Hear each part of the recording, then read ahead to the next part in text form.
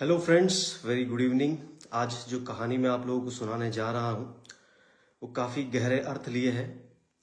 यदि इस कहानी को कोई अज्ञानी सुनेगा तो उसका मनोरंजन होगा, और कोई ज्ञानी सुनेगा तो हो सकता है उसे जीवन का एक परम रहस्य समझ में आ जाए। एक प्रसिद्ध नगरी है उज्जैन। उस उज्जैन नगरी के एक प्रसिद्ध राजा थे, राजा विक्रमादित्य। उन राजा विक्रमादित्य के यहाँ एक प्रथा थी कि रोज सुबह वो अपना दरबार लगाते थे, और उस दरबार में कोई ना कोई आकर उन्हें कुछ गिफ्ट या भेंट देता था।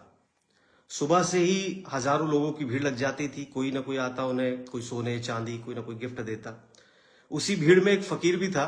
वो भी आता और सम्राट को एक छोटा सा जंगली फल देता। अब चूंकि इतने सारे महंगे महंगे गिफ्ट राजा के पास आते थे, अब वो छोटा सा जंगली फल राजा देख के मुस्कुराता और अपने मंत्री को दे देता कि ठीक है, अब क्या करेंगे इस फल का। वैसे भी फकीर को इतना दूर आने की जरूरत नहीं थी। तो फकीर रोज आता, रोज एक जंगली फल राजा को देता। ऐसा करते करते 10 साल बीत गए। अब संयोग ऐसा बैठा कि एक दिन फकीर फिर आया सुबह। राजा बैठा है, उनका मंत्री बैठा है, और संयोग से राजा का एक बंदर भी पास में बैठा है। फकीर ने फिर अपने झोले में से एक जंगली फल निकाला, राजा को दिया। अब संयोग से राजा ने वो जंगली फल अपने वजीर को ना देते हुए उस बंदर को दे दिया खाने को। चलो ठीक है, खा लेगा। बंदर ने जैसे ही वह फल खाया, उस फल के अंदर से एक हीरा निकलकर बंदर के मुंह से नीचे गिरा। वो हीरा इतना बड़ा और विशाल था कि राजा और मंत्री दोनों की आंखें फटी की फटी रह गई, क्योंकि उन्होंने कभी भी इतना बड़ा हीरा नहीं देखा था। अब राजा को होश आया। उसने अपने मंत्री से पूछा कि बाकी के जंगली फल कहाँ हैं जो मैंने तुम्हें दिए थे। तो वजीर चूंकि समझदार था, उसने कहा कि मैंने एक तहखाने में सारे जंगली फल फेंक दिए थे। तो राजा और मंत्री उस तहखाने में गए। तहखाने का दरवाजा खोला तो भयंकर बदबू आ रही थी, क्योंकि सारे फल सड़ चुके थे, और उन सड़े हुए फलों के बीच में से हीरे चमक रहे थे। वो हीरे बहुत ही बहुमूल्य थे।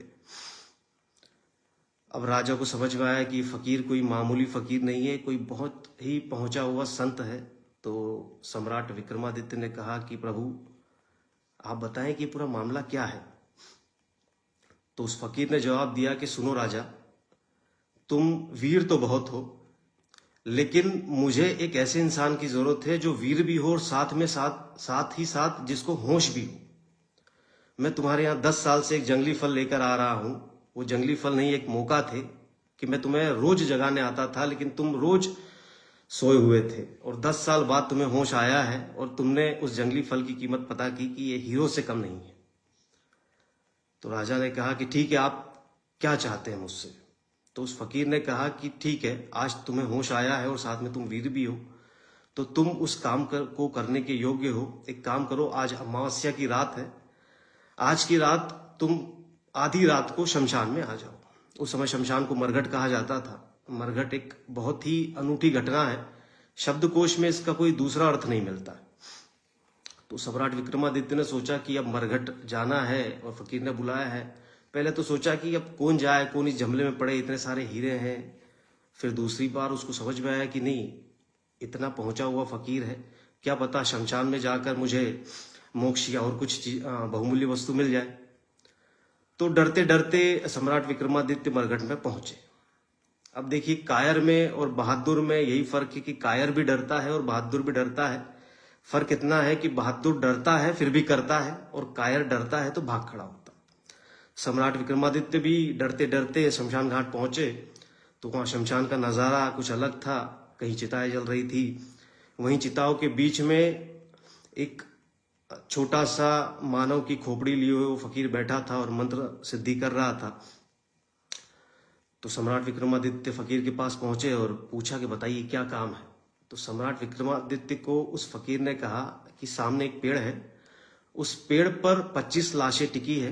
उन 25 लाश में से वो एक लाश लेके आ जाओ जो सामने से दिख रही। तो सम्राट विक्रमादित्य गए डरते डरते, और वह पेड़ के नीचे पहुंचे तो भयंकर बदबू आ रही थी लाशों की। जैसे तैसे नाक बंद करके वो ऊपर चढ़े तो वहां एक लाश, जिस लाश को फकीर को लाने के लिए कहा गया था फकीर ने, तो वो लाश उन्होंने धीरे से, एक रस्सी से बंधी हुई लाश थी, अब चाकू निकाला और सीधे से काट दी रस्सी। लाश धड़ाम से नीचे गिरी। अब जैसे ही सम्राट विक्रमादित्य नीचे उतरे, वो लाश जोर से हंस पड़ी। तो सम्राट विक्रमादित्य चौंके कि भाई तुम क्यों हंस रहे हो। बस इतना कहना था कि वो लाश उड़कर फिर से पेड़ पर चढ़ गई।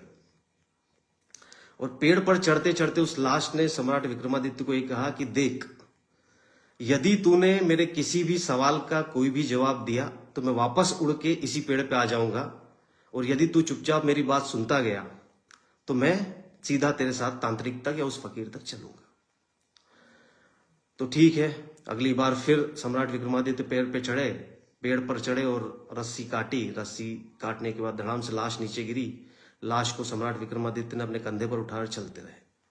इतने में लाश बोली कि सुन, आधी रात है, तुझे डर भी लग रहा होगा, और तेरा बोझ हल्का करने के लिए मैं एक कहानी सुनाता हूं, लेकिन एक बात का ध्यान रखना कि यदि कहानी सुनाते समय तू बीच में बोला तो मैं फिर से उड़ के उस पेड़ पर चला जाऊंगा और फिर से तुम्हें वही प्रक्रिया अपनानी होगी जो शुरुआत में तूने की थी। अब सम्राट विक्रमादित्य तो चुप थे, और साथ में उस फकीर ने यह भी कहा कि देख, यदि मैं कहानी तुझे सुना रहा हूं और इस कहानी के बाद में मैं तुझसे प्रश्न पूछूंगा, यदि कहानी सुनने के बाद उस प्रश्न का उत्तर तेरे दिमाग में आ गया और तूने उत्तर नहीं दिया तो तेरी मृत्यु उसी समय हो जाएगी। तो सम्राट विक्रमादित्य चुप कि ठीक है, मुझे उत्तर तो देना ही नहीं है, लेकिन ठीक है, कहानी सुनने लगे। अब लाश ने कहानी सुनाना शुरू किया कि एक महात्मा थे, उन महात्मा के 3 प्रिय शिष्य थे। अब उन 3 प्रिय शिष्यों को उन महात्मा की लड़की से प्रेम हो गया। अब चूंकि तीनों शिष्य बहुत ही योग्य थे, टैलेंटेड थे, कौशल से परिपूर्ण थे, तीनों एक जैसे थे। अब चूंकि उस लड़की के लिए भी ये पता करना या पता लगाना मुश्किल हो गया कि अब मैं किससे शादी करूं कि तीनों कितनों योग्य हैं, तो उस लड़की ने क्या किया, सुसाइड कर लिया। उसने उसी समय आत्महत्या कर ली कि चलो ठीक है, अब तीनों ही मेरे पीछे पागल है तो मैं एक को मिलूंगी और 2 मेरे पीछे पागल फिर होंगे जीवन भर, इससे अच्छा मैं ही प्राण दे देती हूँ। उसने उसी समय आत्महत्या कर ली। तो जो पहला शिष्य था, जहां उस लड़की का अंतिम संस्कार हुआ, वहीं पर रह गया शमशान में, उसकी राख को अपने शरीर पर लगा लिया और वहीं पर धुनी रमाकर रहने लगा। दूसरा जो शिष्य था वो फकीर बन के यात्रा पर चला गया कि अब जीवन क्या है, जिससे प्रेम किया था वो तो मिली नहीं, वो तो रही नहीं, अब मैं भी यात्रा पर जाता हूं फकीर बनकर। तीसरा जो शिष्य था उसने क्या किया कि उस लड़की की अस्थियों को संभाल के रखा, रोज गंगा में उन अस्थियों को नहलाता, उनकी पूजा करता और अपने पास समेट के रखता, क्योंकि उस तीसरे शिष्य ने ये कहीं ना कहीं सुना था कि ऐसा भी मंत्र होता है कि जिसके उच्चारण से एक अस्थियां भी जीवित व्यक्ति में परिवर्तित हो जाती है। तो इस तरह से उसने अस्थियों को संभाल कर रखा। बहुत समय बाद, बहुत सालों के बाद, वो जो दूसरा शिष्य जो फकीर बनकर यात्रा पे गया था, उसे एक व्यक्ति ऐसा मिल गया जिसे वो मंत्र आता था कि जिससे व्यक्ति को जिंदा किया जा सके। अब उसने वो मंत्र सीखा और वापस वहां से चला, और ये सोचते हुए बड़ा चिंता में चला कि अब क्या हुआ होगा, उसकी अस्थियां बची भी होगी या नहीं बची होगी। लेकिन जब वो वापस आया तो उसे जानकर बड़ी खुशी हुई कि जो तीसरा साथी था उसने अस्थियां संभाल कर रखी थी। तो दूसरे शिष्य ने पूरी तरह से वो मंत्र पढ़कर अस्थियों से उस लड़की को पुनर्जीवित कर दिया। वो लड़की जब फिर से जिंदा हुई तो फिर से बहुत ही सुंदर हो गई। अब जिंदा हो गई तो तीनों के तीनों शिष्य फिर से खुश हो गए। अब सवाल यहां उठता है कि वो लड़की जब जिंदा हो गई है तो उसकी शादी किससे होनी चाहिए, या उसका पति कौन होना चाहिए? वह व्यक्ति जो उस लड़की की राख को धुनी बनाकर वहीं शमशान में तांत्रिक बनकर रहता था, या वह शिष्य जो उसकी याद में फकीर बनकर चला गया था, या वह शिष्य जो उसकी अस्थियों को गंगा जल में रोज धुलाता था और उसकी पूजा करता था। अब चूंकि ये कहानी में विक्रमादित्य रस लेने लगा था और उसको एक कहानी बहुत इंटरेस्टिंग लग रही थी, जैसे आप लोगों को इंटरेस्टिंग लग रही है, तो विक्रमादित्य के दिमाग में उत्तर तो आ गया था, क्योंकि वो बहुत ही समझदार और बुद्धिमान व्यक्ति था। और शर्त ये थी कि यदि दिमाग में उत्तर आ गया और आपने उत्तर नहीं दिया तो उसी क्षण आपकी मृत्यु हो जाएगी। तो उस लाश ने पूछा कि अब तू बता, तेरा उत्तर क्या है, उस लड़की का पति कौन है? तो विक्रमादित्य ने जवाब दिया कि देखिए, वो जो दूसरा शिष्य था जिसने मंत्र पढ़कर उस लड़की को जिंदा किया, मतलब उसको नया जन्म दिया, मतलब वो तो उसका पिता हो गया, तो वो तो उसका पति अब हो नहीं सकता। जो तीसरा शिष्य था जिसने लड़की की अस्थियों को संभाल कर रखा और उसे रोज गंगा जल से साफ करता, धुलाता और उसकी पूजा करता, वो तो उसके बेटे जैसा हो गया, तो वो तो उसका पति हो नहीं सकता। उस लड़की का पति वही होगा जो उस शमशान घाट में धुनी रमाकर बैठा हुआ है।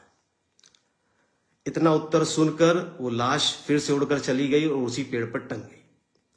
तो इस तरह की 25 कहानियां चलती है और 25वीं कहानी पर राजा विक्रमादित्य उस लाश को उस फकीर तक पहुंचा देते हैं। कुल मिलाकर ये कहानी ये संदेश देती है कि होश जब तक व्यक्ति में नहीं होता है वो जीवन में आए हुए हर अवसर को खो देता है। इसलिए यदि आपको लगता है कि जीवन का हर अवसर को आप पहचान पाए तो आपका होश में होना बहुत जरूरी है। सम्राट विक्रमादित्य जैसे महान व्यक्ति जब 10 साल तक जागे रहे और उस 10 साल के बाद उस फकीर ने उनको जगाया और इतना बड़ा काम जब उन्होंने किया, तो सभी के जीवन में होश जागे, यही मैं कामना करता हूं। ये कहानी आपको अच्छी लगी हो तो बहुत बहुत दिल से आपका आभार प्रकट करता हूं। Thank you very much. Good night.